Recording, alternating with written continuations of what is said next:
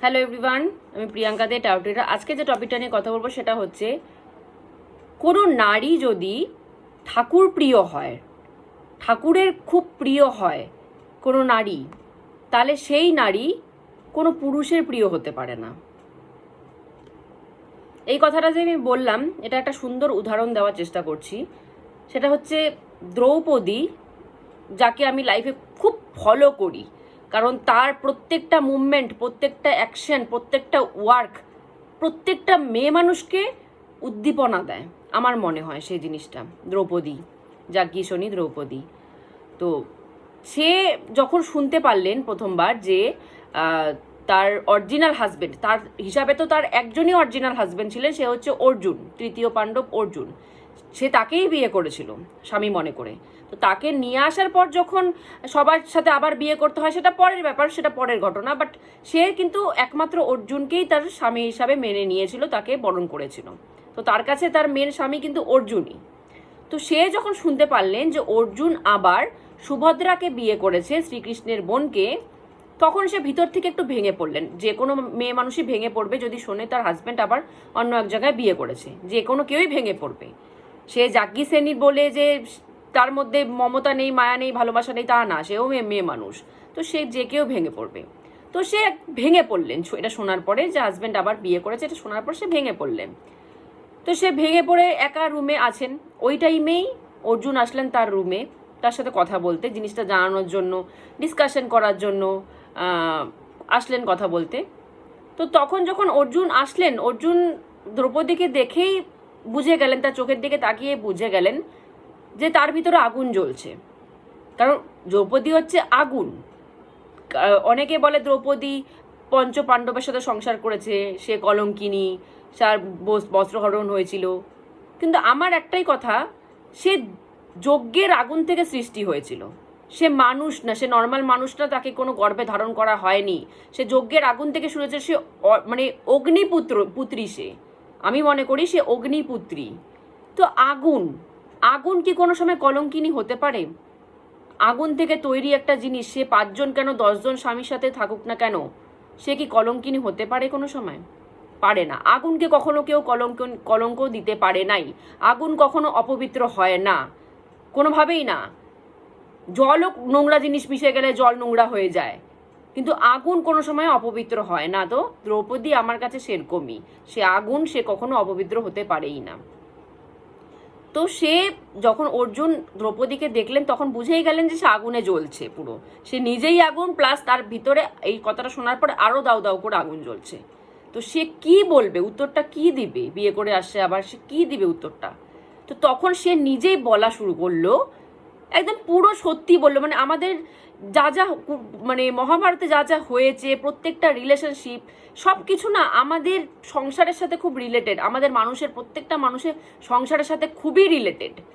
খুবই নর্মালভাবে একটা স্বামী আর স্ত্রীর কথা হলো, যেটা আমাদের সংসারেও মেবি হয়ে থাকে কারো কারো ক্ষেত্রে, কেউ বলতে পারে না জিনিসগুলো। তো সেই কথাগুলোই হলো। অর্জুন দ্রৌপদীকে বললেন যে তুমি আমাকে বিয়ে করেছো, যেদিনকে আমার গলায় বরমাল্য দিয়েছো, আমি সেদিনকে তোমার আগুনের তাপ মানে ফিল করতে পারলাম প্রথমবার, যে তুমি আগুন, যে আমি সেই তাপটা আমি আমার বুকের ভিতরে ফিল করলাম। একজন পুরুষ মানুষ কি চায়? তার ওয়াইফ সবসময় তার থেকে একটু হলেও, যে কোনো ব্যাপারে একটু হলেও কিন্তু তার থেকে একটু, কি বলবো, একটু নিচু জায়গা থাকুক। সেটা আমি এই জিনিসটা খারাপ সেন্সে বলছি না। একটা পুরুষ মানুষ চায় যে আমি পুরুষ, আমি তার বর, তো আমি একটু হলেও যে কোনো জায়গায় উপরে থাকবো, সে একটু হলেও নিচে থাকবে। তো অর্জুন এই জিনিসটা ফিল করেছিলেন যে অপোজিটে যে মহিলা দাঁড়িয়ে আছে দ্রৌপদী, সে তার থেকেও বেশি পাওয়ারফুল। তো সেই জায়গাটা একটা কমতি ছিল অর্জুনের আর দ্রৌপদীর সংসারে, সাংসারিক বিষয়ে, হাজব্যান্ড ওয়াইফের বিষয়ে। তো সেই জিনিসটা সেদিনকার আগে কোনোদিন বলেনি, সেদিনকার দ্রৌপদীকে ক্লিয়ারেশন দিলেন সব। তারপরে উনি বললেন যে তোমার মধ্যে না যে ভালোবাসা, মায়া, মমতা, এই জিনিসগুলো না আমি কম দেখেছি। তোমার মধ্যে আমি আগুন, মানে তোমার মধ্যে আমি পাওয়ার, এই জিনিসটা বেশি দেখেছি। যে তুমি একটা পাওয়ারফুল নারী, সেই জিনিসটা আমি বেশি ফিল করছি। যে একজন প্রেমিকা, তোমাকে যে আমি একদম প্রেমিকা নারী হিসাবে দেখবো, সেখান থেকে বেশি তোমার সামনে আমি যখনই দাঁড়াই, আমার মনে হয় যে আমার থেকে বেশি একজন পাওয়ারফুল মহিলা।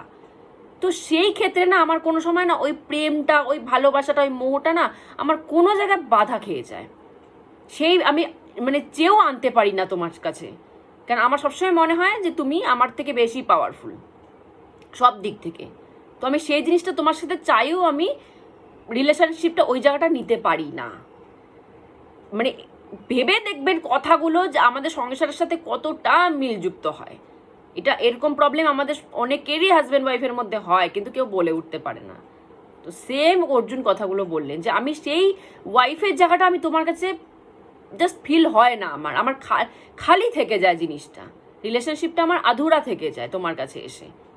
তো সেটাই আমিও বাইরে খুঁজতে থাকি যে এরকম রিলেশনশিপ যেখানে আমি একজন নারীকে দেখবো প্রেমিকা রূপে, ওয়াইফ রূপে, একটা অন্য ফিলিংস থাকবে। তো সেই ফিলিংসটা আমি তোমার কাছে না পাই না, কারণ তুমি সেই জায়গাটা আমাকে কোনোদিন দাওনি। প্লাস তোমাকে দেখেই আমি ভিতরে আমার আগুন জ্বলতে থাকে, আগুন বলতে পাওয়ারের আগুন জ্বলতে থাকে। তো সেই জায়গাটা আমার গ্যাপ হয়ে গেছে। সুন্দরভাবে ক্লিয়ারেশন দিল পাঞ্চালীকে, দ্রৌপদীকে, কৃষ্ণাকে।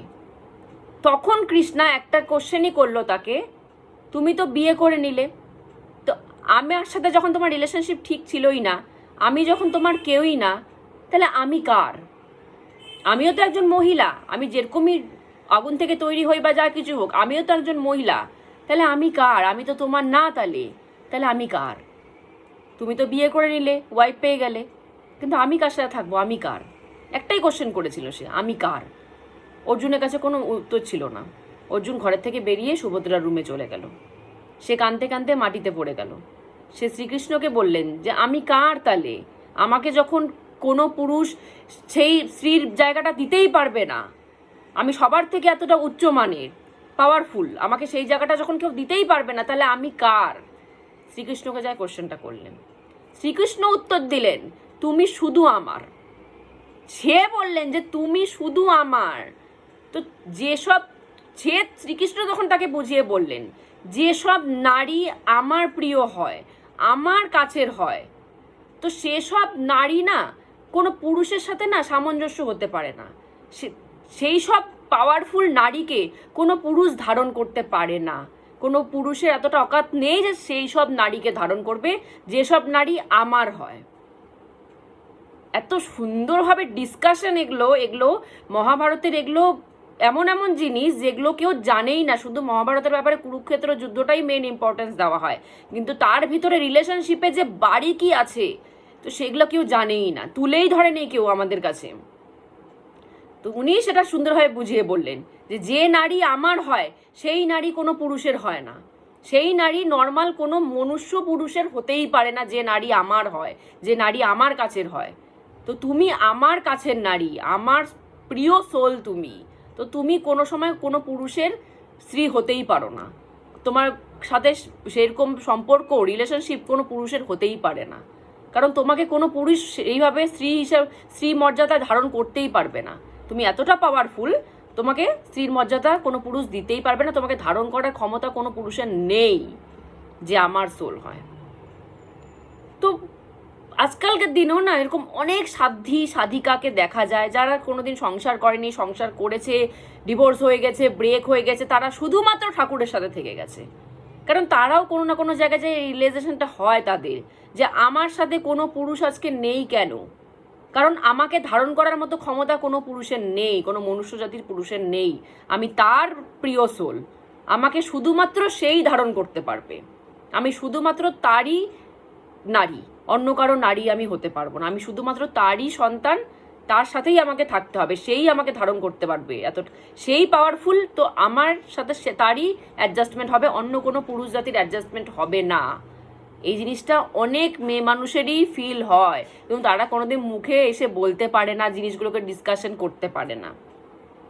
তো আমারও এই ধারণাটা আছে যে নারী ঠাকুরের হয় না, সেই নারী অন্য কোনো পুরুষের হতে পারে না। তাকে সারা জীবন সিঙ্গেল লাইফ কাটিয়ে যেতে হয়, সারা জীবন ঠাকুরের সাথে কাটিয়ে যেতে হয়।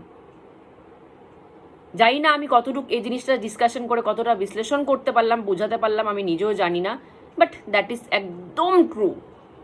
সেটা দ্রৌপদী দেখিয়ে গেছেন যে যেসব পাওয়ারফুল মহিলা হয় তাদেরকে অন্য কোনো পাওয়ারফুল পুরুষ মানুষ বহন করতে পারে না, তাদেরকে শুধুমাত্র ঠাকুরই বহন করতে পারে।